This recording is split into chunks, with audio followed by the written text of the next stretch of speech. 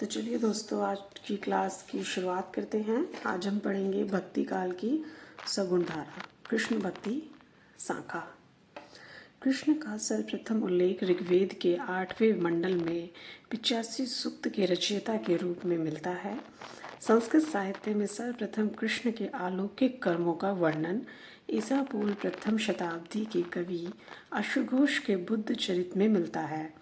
राधा का प्रथम वर्णन हाल की प्राकृत रचना गाथा सतसई या गाथा सप्तशती में हुआ, जो प्रथम शताब्दी की रचना है। कृष्ण भक्त कवियों का आधार ग्रंथ भागवत महापुराण है। कृष्ण काव्य परंपरा के प्रमुख संप्रदाय एवं आचार्य प्रवर्तकों का संक्षिप्त विवरण कालक्रम अनुसार निम्न है। ठीक है। आचार्य हैं जन्म मृत्यु, जन्म स्थान, गुरु, संप्रदाय, दार्शनिक मत। आचार्य हैं निम्बकाचार्य। निम्बकाचार्य का जन्म हुआ 1114 में, मृत्यु हुई 1162 में। जन्म स्थान निम्बापुर, गुरु नारद मुनि, संप्रदाय सनकादि, दार्शनिक मत द्वैताद्वैतवाद। आचार्य वल्लभाचार्य, चंपारण, गुरु विष्णु स्वामी, संप्रदाय रुद्र, दार्शनिक मत शुद्धाद्वैतवाद।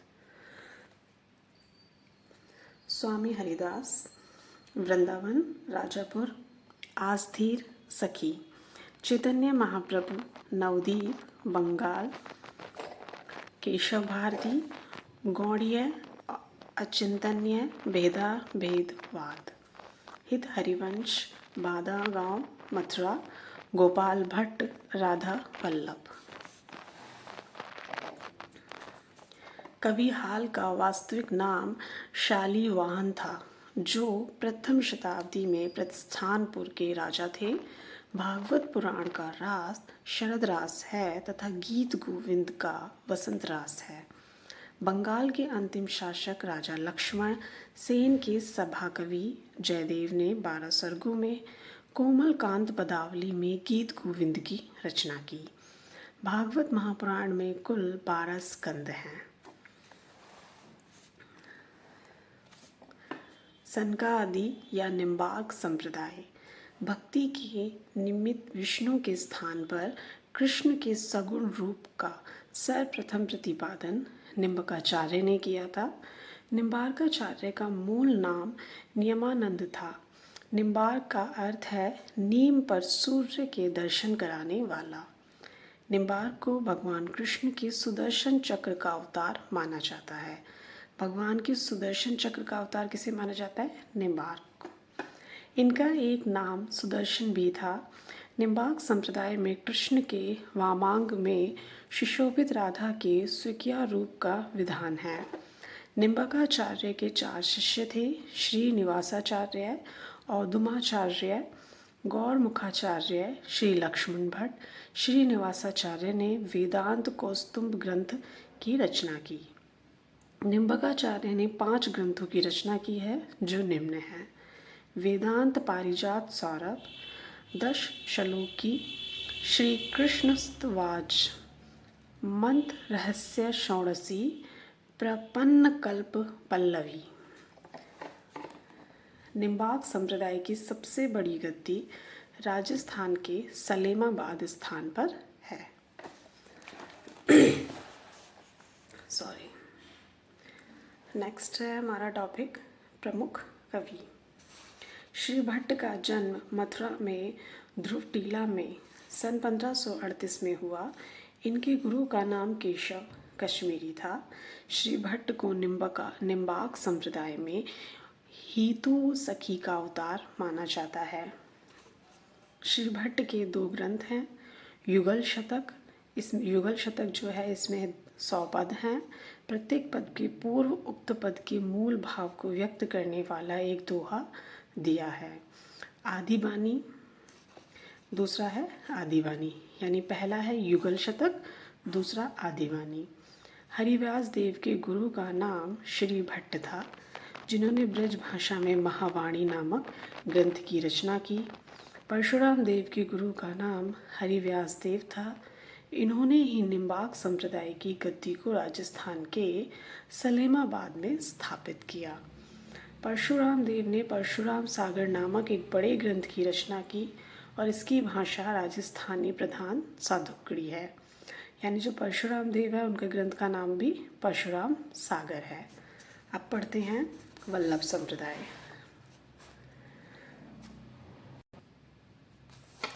वल्लभाचार्य सुल्तान सिकंदर लोधी और बाबर के समकालीन थे।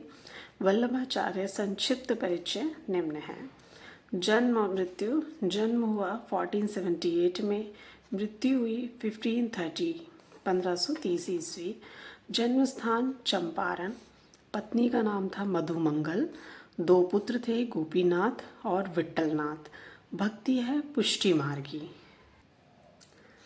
वल्लभ संप्रदाय में कृष्ण पूर्णानंद स्वरूप पूर्ण पुरुषोत्तम परब्रह्म है। पुष्टि मार्गी भक्त में पुष्टि भगवत अनुग्रह या कृपा को कहा जाता है। भागवत पुराण में लिखा है, पुष्टि की में पोषणम पोषण किम तद अनुग्रह भगवकृतप्पा। पुष्टि मार्ग या भक्ति में 3 प्रकार के मार्ग जीव तथा भक्त होते हैं, जो निम्न है। मार्ग है मर्यादा मार्ग, वैदिक मार्ग, प्रवाह मार्ग, लौकिक सुख भोग, पुष्टि मार्ग, भौतिक मार्ग। जीव है मर्यादा जीव, प्रवाह जीव, पुष्टि जीव। भक्त है मर्यादा भक्ति, प्रवाह भक्ति, पुष्टि या शुद्ध भक्ति। वल्लभाचार्य ने निम्नलिखित ग्रंथों की रचना की है। पूर्व मीमांसा भाष्य पहला। दूसरा है उत्तर मीमांसा या ब्रह्मसूत्र भाष्य, जो अणु भाष्य के नाम से प्रसिद्ध है। इनके शुद्धाद्वैतवाद का प्रतिपादन यही प्रधान दार्शनिक ग्रंथ है। श्रीमद् भागवत की सूक्ष्म टीका तथा सुबोधिनी टीका, तत्वदीप निबंध। अणुभाष्य वल्लभाचार्य का अधूरा ग्रंथ था, जिसे उनके पुत्र विट्ठलनाथ ने पूरा किया। यानी ग्रंथ तो वल्लभाचार्य का है अणुभाष्य, लेकिन जिसको पूरा किया है वो विट्ठलनाथ ने पूरा किया है।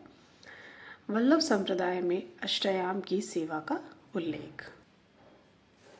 पहला है मंगलाचरण, दूसरा श्रृंगार, तीसरा ग्वाल, चौथा है राजयोग, पांचवा है उत्थापन, छठा है भोग, सातवां है संध्या आरती, आठवां है शयन।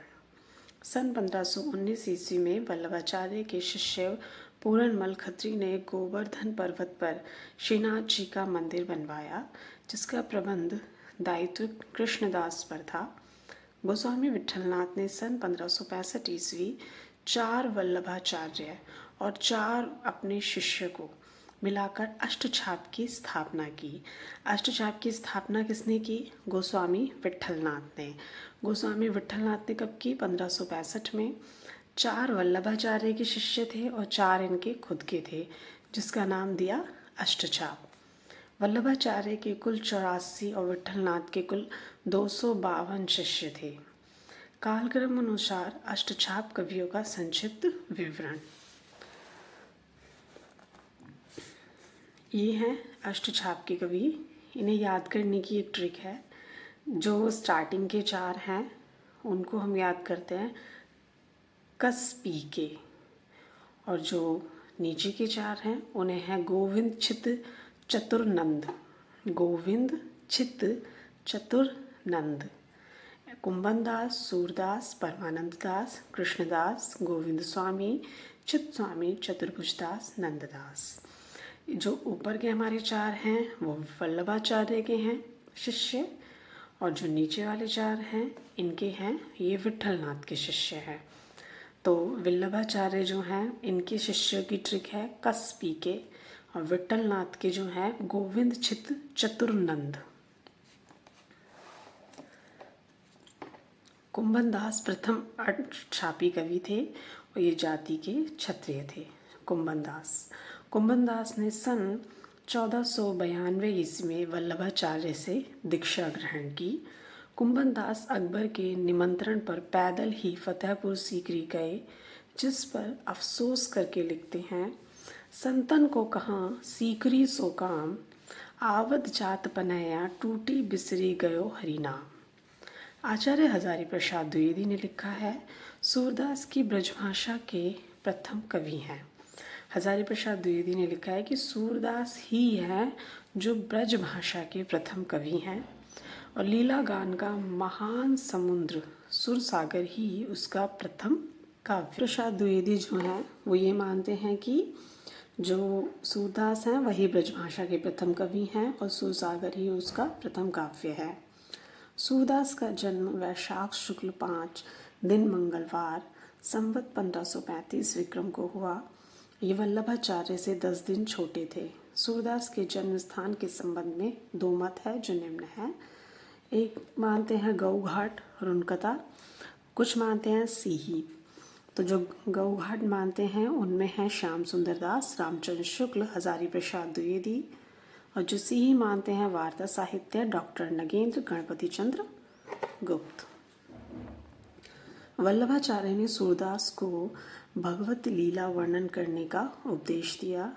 सूर है के गिगियात काहे कु है, कुछ भगवत लीला वर्णन करो। सूरदास द्वारा रचित 25 ग्रंथ बताए जाते हैं, जिसमें कि 3 ही उपलब्ध हैं जो निम्न हैं। पहला है सुरसागर, दूसरा सुरसरावली, तीसरा साहित्य लहरी। सूरदास की रचनाओं का सर्वप्रथम संपादन कलकत्ता में सन 1841 ईस्वी में राग कल्पद्रुम नाम से हुआ। जो सूरदास की रचना है उनका जो सर्वप्रथम संपादन हुआ वो कहाँ हुआ? कलकत्ता में। कब हुआ? 1841 में। और किस नाम से हुआ?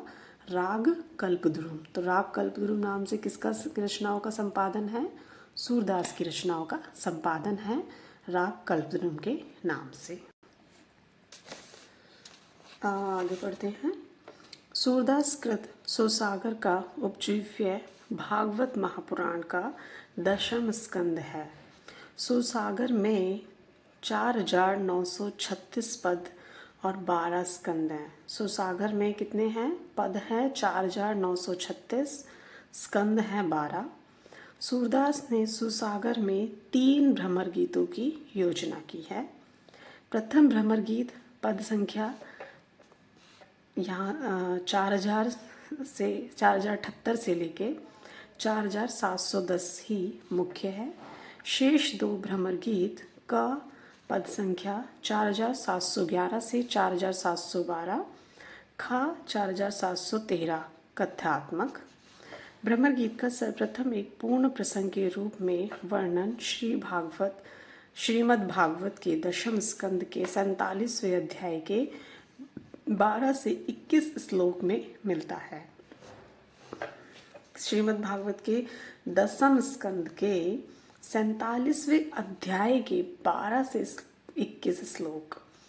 हिंदी साहित्य में भ्रमर गीत काव्य परंपरा का प्रवर्तन सूरदास ने किया।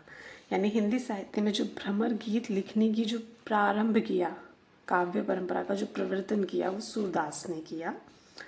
सुरसागर काव्य रूप के संबंध में विभिन्न विद्वानों के मत निम्न हैं। विद्वान हैं डॉक्टर चंदबली पांडे, लीला प्रबंध काव्य या भाव प्रबंध काव्य।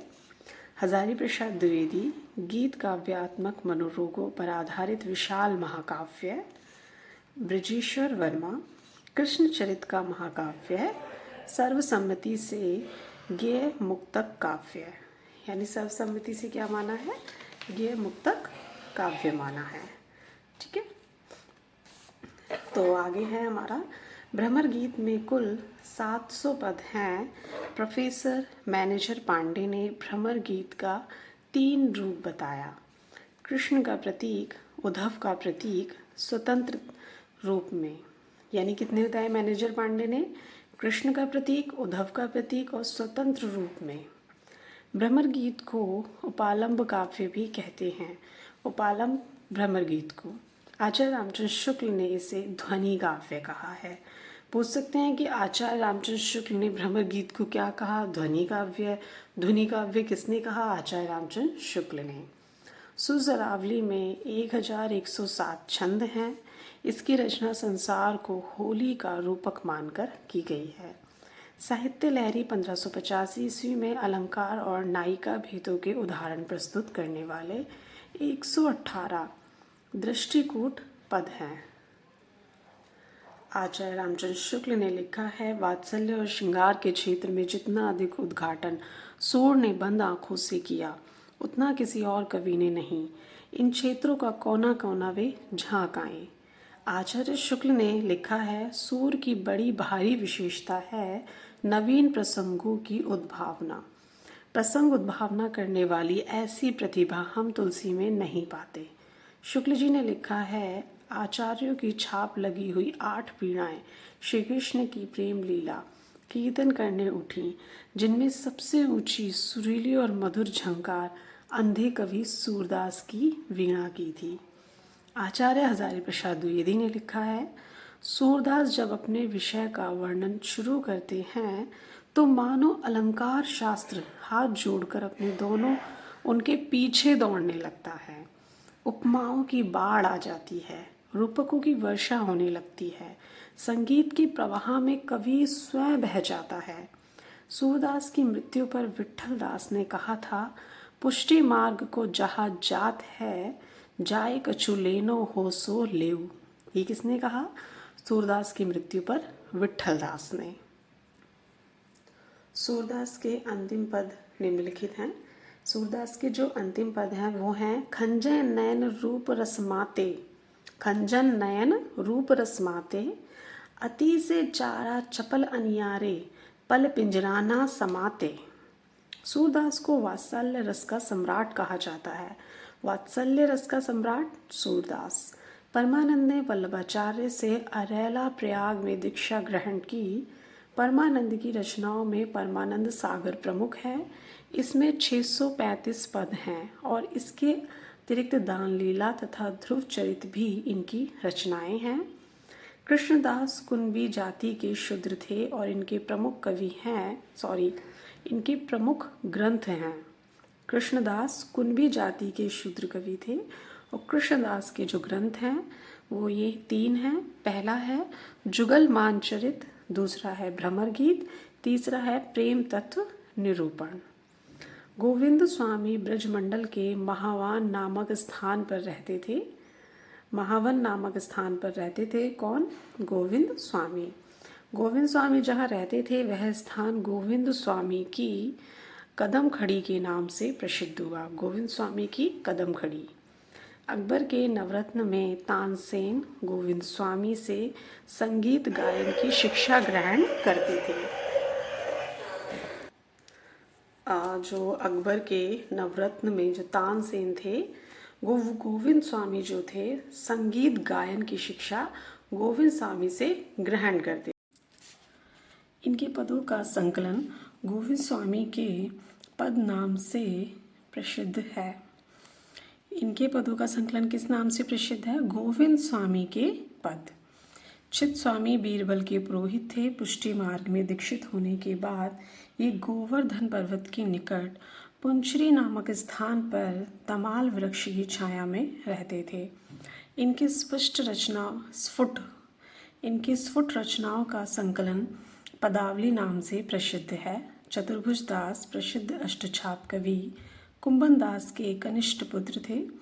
चतुर्भुज दास के स्फुटदोहों का संकलन चतुर्भुजन कीर्तन संग्रह, कीर्तनावली और दान लीला नाम से प्रकाशित है। अष्टछाप के कवियों में नंददास का स्थान काव्य शास्त्र और भाषा की प्रांजलता में सूरदास के बाद है। नंददास के ग्रंथ, पद, संख्या एवं कथन निम्न है। ये है नंददास के ग्रंथ, पद संख्या, कथ्य और विषय। अनेकार्थ मंजरी 228 पद संख्या, पर्याय कोश है। मान मंजरी जो है वो अमर कोश के विषय पर आधारित है, अमर कोश के आधार पर लिखा गया। पर्याय कोश है। सुदामा चरित श्रीमद् भागवत की कथानक पर सुदामा कृष्ण के साख्य भाव का वर्णन है। रसमंजरी में 270 पद संख्या है, नायिका भेद है। रूपमंजरी लघु प्रेमाख्यान काव्य है, यानी कि लघु प्रेमाख्यान काव्य है। और विहर मंजरी 147 पद संख्या, नायिकाओं का विहर का वर्णन है। इसमें 12 मासा भी है। प्रेम 12 खड़ी, श्यामल सगाई 63 पद संख्या श्यामा और श्याम की सगाई है। फिर उसके बाद है रुक्मणी मंगल, जिसमें 90 पद संख्या है, विवाह काव्य है। भंवर गीत 216, सगुण और निर्गुण पर गोपी और उद्धव का संवाद। रास पंचाध्यायी, कृष्ण की रासलीला का अनुप्रयास आदि युक्त साहित्यिक भाषा में वर्णन। फिर आगे है ये हमारा सिद्धांत पंचाध्यायी, कृष्ण की रासलीला का वर्णन। दसम स्कंद भाषा 1700 पद हैं। श्रीमद् भागवत के दसम स्कंद पर पद्यमय अनुवाद। रास पंचाध्यायी रोला छंद में लिखा गया है। वियोगी हरि ने इसे हिंदी का गीत गोविंद कहा है। हिंदी का गीत गोविंद किसे कहा है? रास पंचाध्यायी। यह 5 अध्याय में विभक्त है। हिंदी के समस्त भंवर गीतों में नंददास का भंवर गीत दार्शनिक दृष्टि से सर्वश्रेष्ठ है। नंददास को जड़िया कहा जाता है और कवि गड़िया नंददास जड़िया। ठीक है, अब आगे करते हैं सखी संप्रदाय। स्वामी हरिदास ने वृंदावन में निम्बार्क मतमतांग सखी संप्रदाय या अठट्ठी संप्रदाय की स्थापना की। स्वामी हरिदास का ऐतिहासिक परिचय किशोरीदास की रचना निजमत सिद्धांत से प्राप्त होता है। अकबर के दरबारी गायक तानसेन स्वामी हरिदास के शिष्य थे। सखी संप्रदाय में निकुंज बिहारी श्री कृष्ण सर्वोपरि हैं। हरिदास के 2 ग्रंथ पर्याय हैं, सिद्धांत के पद और केली कमाल। सिद्धांत के पद, इसमें रूप और प्रेम का सिद्धांत है, और केली माला में इसमें 110 पदों में श्री श्यामा कुंज बिहारी की लीलाओं का वर्णन है। तो हरिदास के 2 ग्रंथ हैं, पहला है सिद्धांत के पद और दूसरा है केली माला। अब आते हैं प्रमुख कवि। तो प्रमुख कवि हैं जगन्नाथ गोस्वामी, स्वामी हरिदास के भाई थे। इनकी रचना अनन्य सेवा निधि ही पर्याय है। विहारी नंददास सखी संप्रदाय के सर्वश्रेष्ठ कवि हैं। इनका मूल नाम हरि नाम था। बिहारी दास को सखी संप्रदाय में गुरुदेव नाम से पुकारा जाता है, और ये जगन्नाथ के पौत्र और विट्ठल विपुल के शिष्य थे। जगन्नाथ के पौत्र और विट्ठल विपुल के शिष्य कौन थे? बिहारीन दास। इनकी रचना बिहारीन दास जी की वाणी के नाम से प्रसिद्ध है, जिसमें इन्होंने नित्य विहार को सर्वोपरि स्थान दिया है। विट्ठल विपुल को नाभादास ने रस सागर की उपाधि दी है। विट्ठल विपुल को केवल 40 पद ही मिले हैं। नागरी दास बिहारी दास के शिष्य थे। इनकी लिखी 20 सखियां, 42 चौबले और 39 कवित्त सवैयां और 70 पद प्राप्त हैं।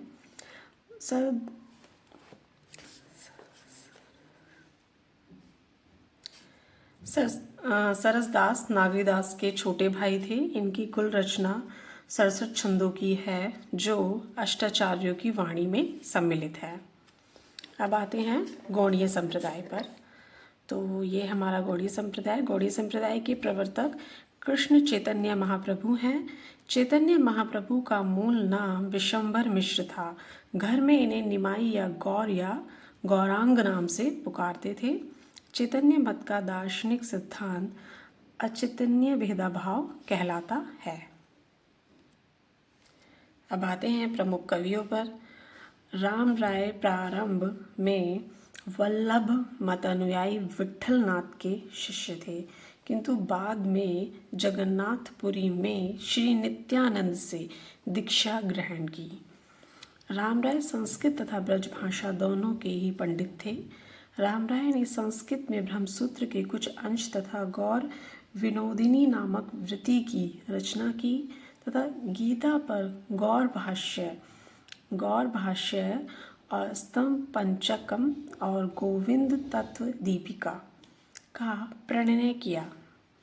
ब्रजभाषा में इनकी आदिवाणी तथा गीत गोविंद भाषा 2 रचनाएं पर्याय हैं। मदन मोहन सूरदास अकबर के दीवान थे और संजिला में नियुक्त थे। बाबा कृष्णदास ने इनके 105 पदों का सुहृदयवाणी शीर्षक से संग्रह किया है। गदाधर भट्ट ब्रजभाषा के सुप्रसिद्ध कवि तथा भागवत के आदित्य वक्ता थे। गदाधर भट्ट रघुनाथ भट्ट गोस्वामी के शिष्य थे। चंद्र गोपाल राम राय के अनुज थे। इन्होंने संस्कृत तथा ब्रज दोनों भाषाओं में ग्रंथ लिखे हैं। तो चंद्र गोपाल राय जो थे, चंद्र गोपाल राय और राम राय के क्या थे, अनुज थे, और इनके संस्कृत और ब्रज दोनों में ही ग्रंथ है। अब देखते हैं इनके संस्कृत और ब्रज दोनों ही भाषा में लिखे ग्रंथ को। ये ब्रज भाषा के ग्रंथ हैं, ये संस्कृत के। ब्रज में 5 हैं और संस्कृत में 3। तो ब्रज के हैं चंद्र 84, गौरांग अष्टायाम, अष्टयाम सेवा सुधा, ऋतु विहार, राधा विहर। संस्कृत के हैं श्री राधा माधव भाष्य, गायत्री भाष्य, श्री राधा माधव अष्टक। चंद्र 84 हित हरिवंश जी की हित 84 की प्रेरणा से लिखी गई है। गौरांग अष्टयाम में चैतन्य महाप्रभु की अष्टयाम सेवा का वर्णन है। माधवदास माधुरी वृंदावनवासी खत्री थे। इनकी प्रमुख रचनाएं निम्नलिखित हैं।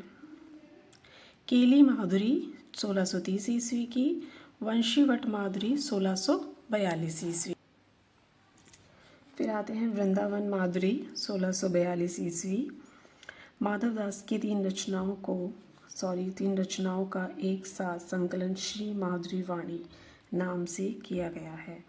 माधव जी की जो रचनाएं हैं 3, इन्हें कहते हैं श्री माधुरी वाणी।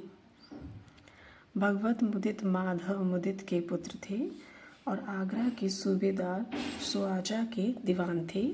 इनकी एकमात्र रचना वृंदावन शत 1650 ईस्वी है। वृंदावन शत श्री प्रबोधन सरस्वती द्वारा रचित संस्कृत ग्रंथ वृंदावन महिमा अमृत का ब्रज भाषा अनुवाद है। अब आते हैं वल्लभ संप्रदाय, यानी कि राधा वल्लभ संप्रदाय। राधा वल्लभ संप्रदाय का प्रवर्तन सन 1534 ईस्वी में आचार्य हित हरिवंश ने वृंदावन में किया। किसने किया राधा वल्लभ संप्रदाय का प्रवर्तन? हित हरिवंश ने वृंदावन में। राधा वल्लभ संप्रदाय में राधा का स्थान सर्वोपरि है। इसमें तत्सुखी भाव को महत्व प्रदान किया गया है। हित हरिवंश का संक्षिप्त जीवन व्रत निम्नलिखित है। माता पिता जो है, तो इनके माता पिता जो हैं वो माता पिता हैं केशवदास मिश्र और तारावती। पत्नी थी रुक्मणी देवी। ब्रज भाषा ग्रंथ है हित 84। संस्कृत ग्रंथ है राधा सुधेनिधि यमुनाष्टक। हित हरिवंश अपनी रचनाओं की मधुरता के कारण श्री कृष्ण की वंशी के अवतार कहे जाते हैं। श्री कृष्ण की वंशी के अवतार कौन कहे जाते हैं? हित हरिवंश। अब जानते हैं प्रमुख कवियों के बारे में। हरिराम व्यास ओझा नरेश मधुकर शाह के राजगुरु हैं। हरिराम व्यास को वैष्णव भक्तों में विशाख सखी का अवतार माना जाता है। हरिराम व्यास की प्रमुख रचनाएं निम्नलिखित हैं। व्यासवाणी 758 पद और 148 दोहे, रागमाला 604 दोहे, संगीत शास्त्र, नवरत्न और स्वधर्म पद्धति संस्कृत ग्रंथ। चतुर्भुज दास अष्टछापी कवि चतुर्भुज दास से भिन्न हैं, यानी कि चतुर्भुज दास और चतुर्भुज दास जो हैं ये दोनों अलग हैं। एक अष्टछापी हैं और एक दूसरे हैं। इनकी प्रमुख रचनाएं हैं द्वादश यश, मंगलासार यश, हितजुय मंगल। ध्रुवदास ने स्वप्न में हित हरिवंश जी से शिष्यत्व ग्रहण किया, यानी स्वप्न में हित हरिवंश जी से शिष्यत्व किसने ग्रहण किया? ध्रुवदास ने। ध्रुवदास की प्रमुख रचनाएं, ये उनकी पुस्तक हैं। जानते हैं पुस्तकों की और रचनाओं के बारे में।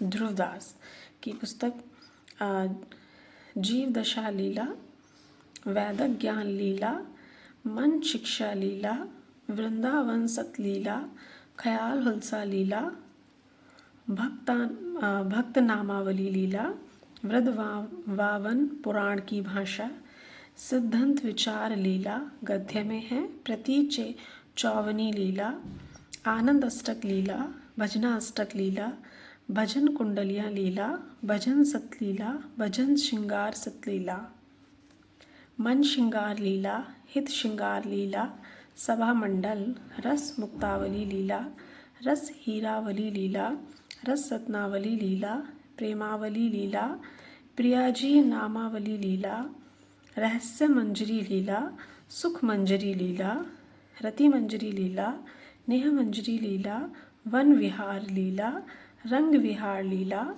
रस विहार लीला, रंग हुलास लीला, रंग विनोद लीला, आनंद दशा विनोद लीला, रहस्य लता लीला, आनंद लता लीला, अनुराग लता लीला, प्रेम दशा लीला, रसानंद लीला, ब्रज लीला, जुगल ध्यान लीला, नित्य विलास लीला, मान लीला, दान लीला।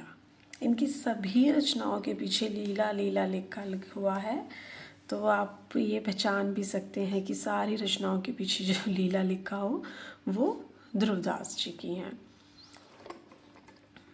नेही नागरीदास ने वृंदावन में हित हरिवंश जी के पुत्र गोस्वामी वनचंद्र से दीक्षा ग्रहण की थी। जो नेही नागरीदास हैं, इन्होंने हित हरिवंश जी के पुत्र गोस्वामी वनचंद्र से दीक्षा ग्रहण की। संप्रदाय निरपेक्ष कृष्ण भक्त कवि। मीराबाई ने श्री कृष्ण की उपासना प्रियतम या पति के रूप में की थी।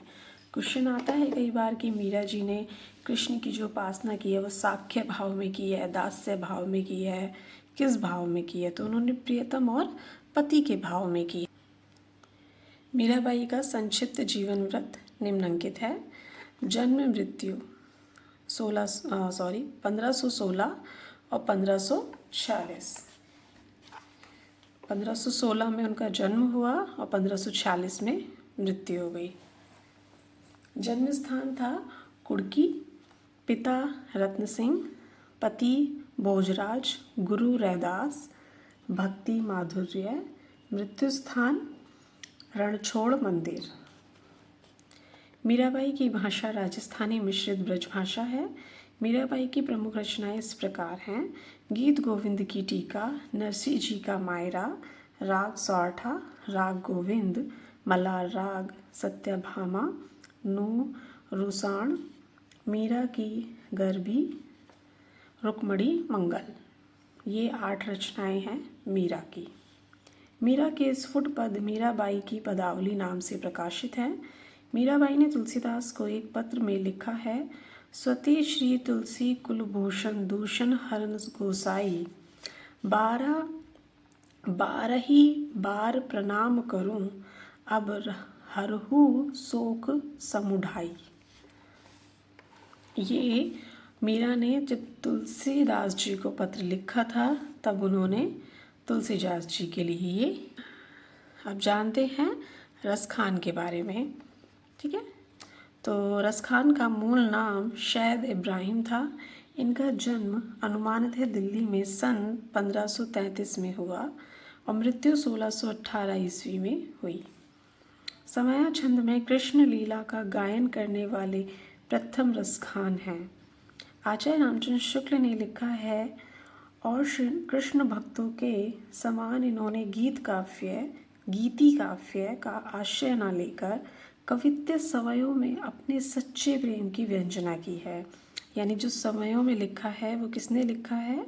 वो लिखा है रसखान ने। रसखान की प्रमुख काव्य कृतियाँ 4 दे रखी हैं इसमें। पहली है सुजान रसखान, प्रेम वाटिका, दान लीला और अष्टयाम। भारतेंद्र हरिश्चंद्र ने लिखा है, इस मुसलमान हरिजन पर केतिन हिंदुन वारिये। किसने लिखा है? ये भारतेंदु हरिश्चंद्र ने लिखा है रसखान के लिए, क्योंकि ये मुसलमान थे और कृष्ण का इतना अच्छा वर्णन इन्होंने समया में किया, समया छंद में। तो उन्होंने लिखा कि इस मुसलमान हरिजन पर केतिन हिंदू वारिये। तो यहाँ हमारा भक्तिकाल जो है भक्तिकाल समाप्त होता है। और जो भक्ति काल की प्रमुख जो पंक्तियाँ हैं वो मैं आपको नेक्स्ट क्लास में कराऊंगी। Thank you.